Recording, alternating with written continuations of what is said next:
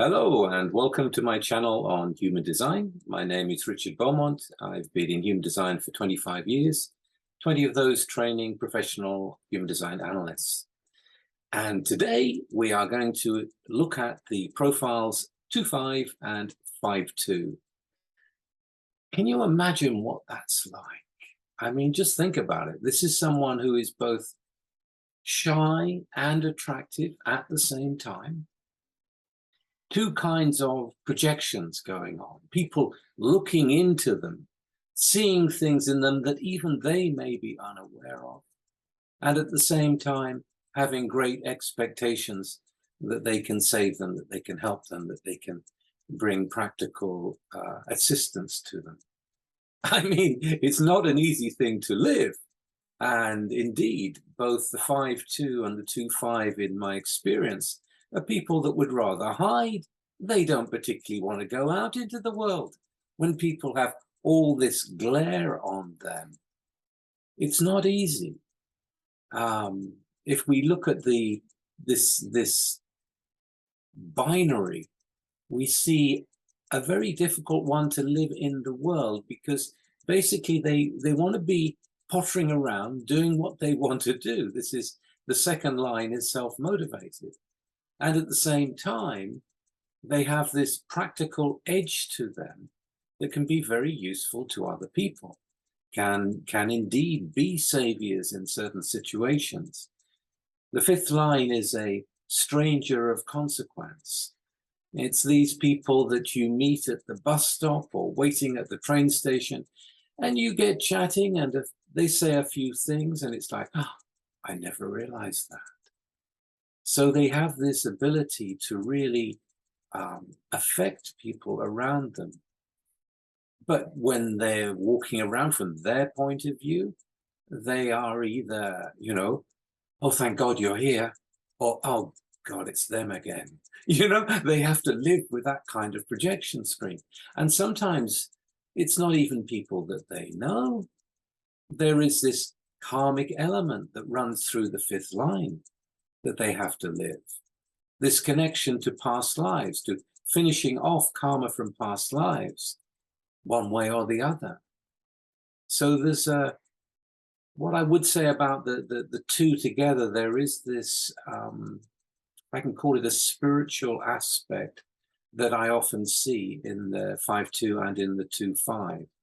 There is this connection. I always think of the second line as being one of the favored ones of the gods, because if they really want something, if it's really central to them, if they go in and open up to that, it kind of happens. All kinds of wonderful things can happen for them. But at the same time, they do have to deal with people. So if we look at the 2-5, we're really looking at all the 2-5s that I know are very much in their own bubble. They're living within their own world, within their own realm.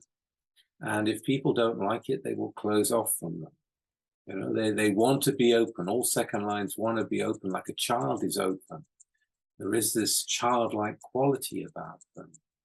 And yet if you hurt them, they'll close off. And with the 5-2 together, or the 2-5 together, this projection screen from both sides, there is sometimes this way of living that is very separate from the normal world. That doesn't mean that it can't be part of society. Of course they can, and they can be a very important part of society.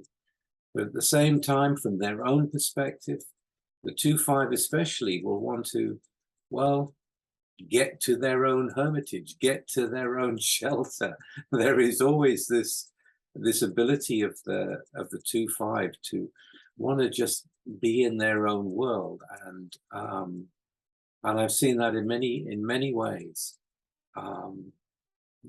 Think about the heretical quality of the fifth line.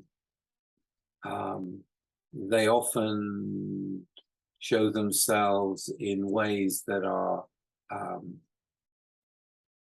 edgy, that are different to those around them in some way or other. So for sure, the home is very important, as it is for every second line. But it's also important that they are left alone to be able to lead their own lives in the way that they will lead their own lives. Often people think about the second line as being unaware. Well, yes, they are unaware of their own genius, and they are also want to be unaware, or can't help but to be unaware of anything that doesn't really appeal to them. It's like, well, you deal with it. Oh, I can't be bothered. You know, the number of second lines I know that have never bothered to do things that some people think are essential in life, but they're just not interested in it, such as learning to drive, for example. There's a few I know that they just haven't bothered. They like, what's the point? I also want to consider the fact that the second line is a natural. So there is often in their own world a interest in going deeper into it. You don't normally think of second lines as people that are necessarily deep. They're not investigative in the way that the first lines are. But I tell you, once they get into their thing, they are all about it. And they just want to be left alone to do it. So they don't want to be interfered with by other people. And yet when they go out of their hermitage, they can't help it. I mean, there is this, people will automatically pick up that there's something different about them, and that they're interesting because of that difference, because of that that sheen that comes off them. And a second line is also playful. So there has to be this, they don't want to take things too seriously, even if they have a lot of critical awareness in them. There is still this wanting to play in some way, not wanting to take life so damn seriously, which other people can do more easily.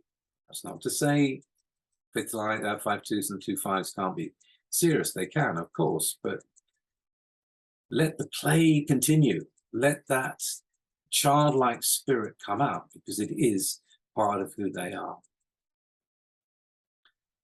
And another side, as I mentioned earlier, the spiritual side, there is this, I would say, importance of blessing.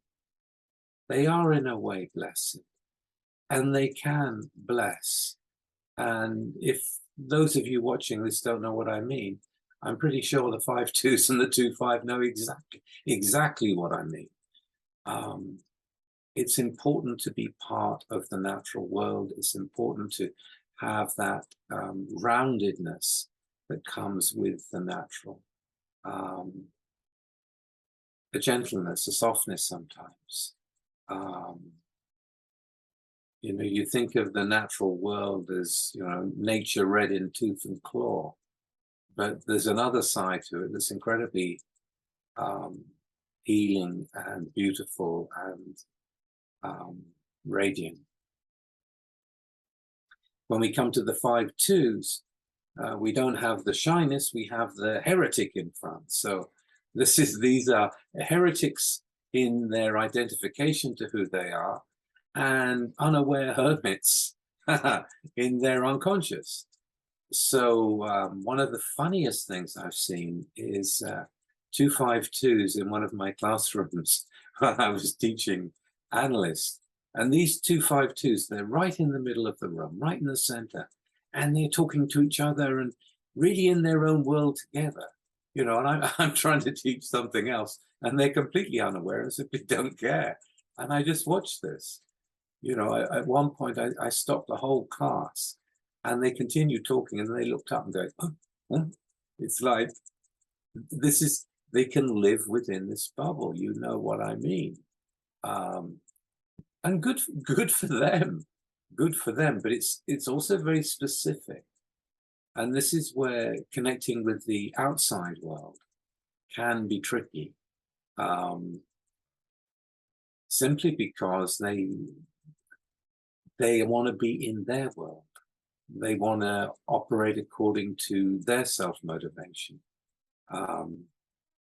And when they go out into the world, it can seem unnatural, especially these days. So there will be an uncomfortableness to this. I've often talked about 5-2s and 2-5s being having to put up with this inner tension. I mean, all harmonic profiles have that. And again, it's worth thinking about. It's worth, if you're a 5-2 or a 2-5, coming to terms with that, coming to terms with it within yourself. There can be a harmony. And yet when you think about relating to the outside world, it's like, can I do it? Do I want to do it? Is it something, you know, what if it goes wrong? There's going to be all this stuff coming at me. So nurturing your own space, nurturing your own world, knowing that that is normal and there is nothing wrong with it. And those people who find you, they come into your world. You know, we know that the second line doesn't like anyone moving their furniture and messing with their stuff. You know, there's more going on than people understand. But these profiles understand what I mean. There's a certain placement of objects and normal things in their world that need to be where they are. It's part of their world. It's part of their inner matrix that they want to maintain. And people blundering into that is very disturbing for them. So these are unusual profiles. I mean, at the dream wave level, we have the sinner and the saint together in the same profile. You know, they kind of glint in the day and glint in the night. They are they have this affinity to the sacred, and also the affinity to a radicalness, a rebelliousness that is unusually necessary in certain times. And they shine out when they're needed. They shine out when they open up. And until then, you may not know who they are or how they live or really that much about them. You can see what you can see, but it's always a projection screen until you know them well.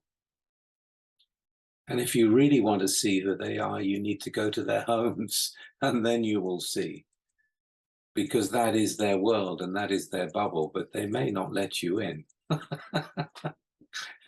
And you will be surprised by what you will see. And then you will see them in a new light. If you do have a 5-2 or a 2-5 in your friend circle, take a good look. And now you know some keynotes to see more of what you're seeing in them. They're really quite beautiful. But give them their own space, is what I would say. Don't impose upon them. You know, let them open up to you rather than you trying to get to them, because they don't like it and it's not fair. If you want to know more about these particular profiles, I've done separate videos before on both of them, including all the keynotes, and that'll be in the descriptions below. I'd love it if you would subscribe and share and like this video, and let other people know that it's happening. And I will be back soon with another one. Okay, take care of yourselves. Bye.